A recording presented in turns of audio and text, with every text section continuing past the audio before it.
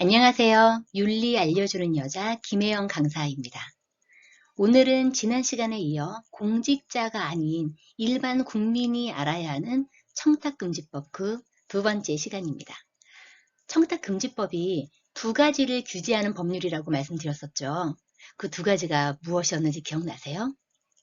네, 바로 하나가 부정청탁을 금지하는 사항과 부적절한 금품 등의 수수를 금지하는 사항, 이 두 가지였습니다. 다 기억하고 계시죠? 그리고 그 대상은 받은 공직자뿐만 아니라 부정 청탁을 하거나 부적절한 금품 등을 제공하는 일반 국민까지도 포함되어서 처벌받는다고 말씀드렸어요. 그리고 부정 청탁을 할 때 어떻게 규제받는지가 지난 시간에 말씀드린 내용이었습니다. 혹시 이 내용이 좀 궁금하시다면 지난번 영상을 참고하시면 좋을 것 같아요. 그러면 오늘은 그 두 번째 줄기인 금품 등 수수의 금지에 관한 내용을 알아볼게요. 자, 오늘도 역시 질문입니다. 공직자에게 주는 모든 돈, 선물, 음식물은 금지된다. 예스일까요? 노일까요? 왠지 노일 것 같지만 그러면 공직자들에게는 커피 한 잔도 같이 못 마시나 싶어서 좀 야박하게 느껴지진 않으세요? 네, 정답은 노입니다.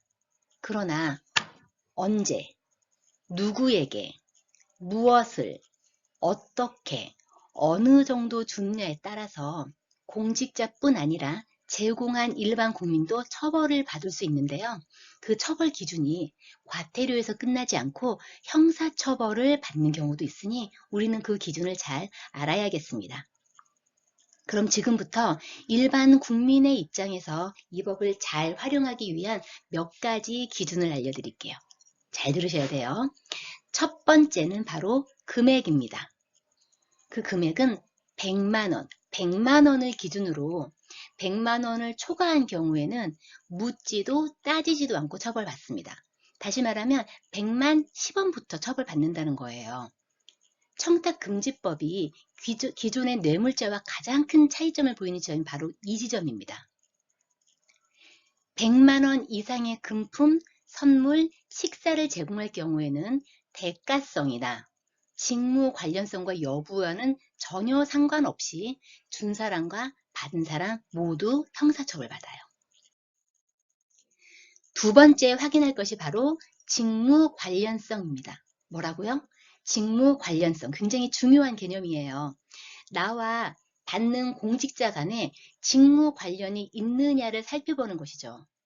당연히 공직자가 아닌 일반 국민들까지 주고받는 금품, 선물, 식사는 청탁금지법으로는 처벌받지 않아요. 그런데 생각해 보세요. 일반 국민과 공직자가 어릴 때부터 알던 관계가 아닌 이상 직무 때문에 알게 된 관계가 많을 거예요. 마치 우리 일상 관계 속에서 어릴 때 친구뿐만 아니라 직장 내 직무로 형성된 관계가 많은 것처럼 말이죠. 그런데 단지 직무 관련이 있는 공직자라는 이유만으로 밥 한 끼 같이 먹을 수 없다면 너무 삭막하지 않겠어요? 그래서 무조건 직무 관련이 있는 관계라고 제재 대상이 되는 건 아닙니다. 물론 아무런 직무 관련이 없다면 어떠한 선물도 식사도 가능해요. 단 100만 원 이하로 말이죠. 예를 들어 어릴 때부터 친하게 지낸 친구가 나의 직무와는 무관한 공직자가 되어서 동창회에서 만났어요. 그래서 축하 선물을 주고 밥 한 끼 사주는 것은 아무런 규제를 받지 않는다라는 의미예요. 자, 이번에는 마지막 세 번째로 확인해 볼 것은 바로 시기입니다. 선물을 주는 그 시기가 향후 공정한 의사결정에 영향을 줄 가능성이 있다면 청탁금지법 제재 대상이 될 수 있어요. 예를 들면 우리 회사가 공공기관으로부터 업무 감사를 받는 시즌이라든가 내가 공공기관에 입찰을 한 당사자인데 그 평가기간이라든가 하는 그 경우 말이에요. 혹은 내가 수사를 받아야 되는 상황에 수사 담당 공직자에게 밥을 사는 행위도 제재의 대상이고요. 신호를 위반해서 교통경찰에게 적발되었을 때 선물을 준다면 그건 역시 청탁금지법 위반입니다. 자, 그럼 아이 학교에 담임 선생님과 상담 기간에 커피 한 잔 사가는 것은 될까요? 아이의 성적 평가에 상시로 영향을 줄 수 있기 때문에 가능하지 않습니다. 이때엔 금액에 상관없이 준 사람과 받은 공직자 모두 과태료를 받게 돼요. 이제 이해되셨죠? 그러나 직무 관련성은 있지만 원활한 관계를 위해 준 선물이라면 가능해요. 예를 들면 업무상 알고 지내는 공직자에게 축하할 일이 생겼을 때 선물을 하거나 식사를 대접하는 것은 가능하다는 것이죠. 하지만 이때도 사회의 건강성을 위해 가능한 금액의 상한을 정해두고 있거든요. 그 부분이 바로 그 유명한 3, 5, 5 법칙입니다. 이게 무슨 말이냐면요. 식사는 3만 원까지, 선물은 5만 원까지, 경조사비도 5만 원까지 가능하다는 그 상한액을 말하는 거예요. 그런데 선물이나 경조사비를 드릴 때 상한 금액을 정해두니 피해를 호소하시는 상인분들이 계셨는데요. 바로 농축수산화훼업자분들이셨습니다. 그래서 선물은 농축수산물을 포함하면 10만 원까지 가능하지만 선물로 살 수 있는 금액은 5만 원을 넘을 수 없다라고 규정했어요. 좀 헷갈리시죠? 자, 예를 들어 볼게요. 5만 원짜리 선물인 양주와 5만 원짜리 한우는 같이 드리는 것이 가능해요. 그러나 7만 원짜리 선물인 양주와 3만 원짜리 한우를 같이 드릴 수는 없다는 거예요. 자, 그럼 3만 원짜리 선물인 양주와 7만 원짜리 한우는 가능할까요? 네, 가능합니다. 선물로 사용할 수 있는 가액 범위는 5만 원을 넘을 수 없지만 농축수산물 혹은 화훼품을 포함할 경우에 총액은 10만 원 내로 허용한다는 의미예요. 이해되셨어요? 그런데요. 만약 농축수산물의 가공품일 경우는 어떨까요? 가공품은 농축수산물의 함량이 50% 이상이면 가능합니다. 예를 들어 막걸리의 쌀 함유량이 50%가 넘으면 선물로 인정된다는 거예요. 자, 이 부분이 이해가 되셨다면 경조사비도 쉽게 이해하실 수 있어요. 맥락이 같거든요. 경조사비는 역시 5만 원까지 가능한 범위입니다.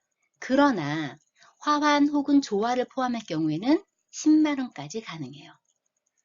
자, 그럼 이 문제를 풀어보세요. 공직자분의 경조사비 5만 원에 5만 원짜리 화환을 함께 드리는 것은 가능할까요? 네, 가능합니다. 그럼 경조사비 6만 원에 4만 원짜리 화환은 가능할까요? 이 부분은 가능하지 않습니다. 그럼 경조사비 4만 원에 6만 원짜리 화환은 가능할까요? 네, 가능하죠. 자, 이제 이 부분은 확실히 이해가 되셨죠? 그럼 응용 문제입니다. 아는 공직자분의 아이 돌잔치에 가게 됐어요.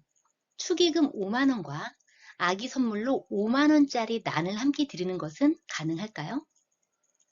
가능하지 않습니다.